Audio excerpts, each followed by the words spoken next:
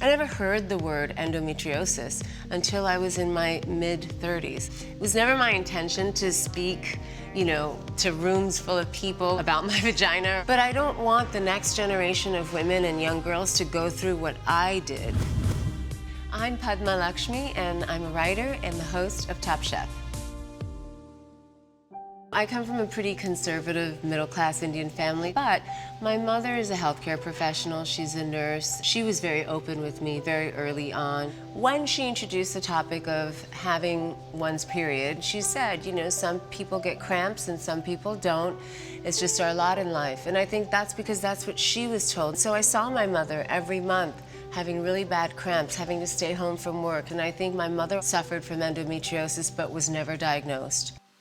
Endometriosis is a condition that occurs to childbearing women. It is when the endometrium cannot expel itself by having your period. And that tissue becomes reabsorbed and starts to grow outside of the uterus. My whole pelvis would just ache, really ache, like a very deep ache in the bones of my hip. Some of the symptoms I experienced during my period were lower back pain, digestive issues, severe cramps, migraines, nausea. 1 week out of every month, I was bedridden. But I was conditioned by what my mom told me and what I saw my mom going through to think it was normal. In my early 30s, I had 2 surgeries that were related to this disease, but still I wasn't properly diagnosed because those doctors didn't know enough to do it. From the time I was 13 to the time I was 36, when I finally got a proper diagnosis of endometriosis. The moment I was diagnosed, I was actually relieved. Turns out I don't have a low threshold for pain. I have a really high threshold for pain. We don't have a cure for endometriosis, but we do have really good treatment. And once I got the treatment, for the first time, my life was completely different. And that's when I really started to do something about it.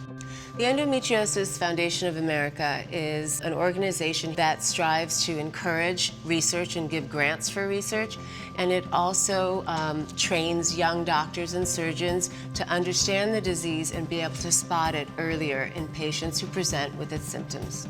I think endometriosis is a very isolating and lonely disease. We need to change the way our culture handles periods and anything around a woman's reproductive health and just take away the taboo. I'm sure that today there are millions of young girls around the world that suffer in silence like I did. You are the commander of your life. And if something is not right, try to resolve it because no one will care about your well-being more than you do.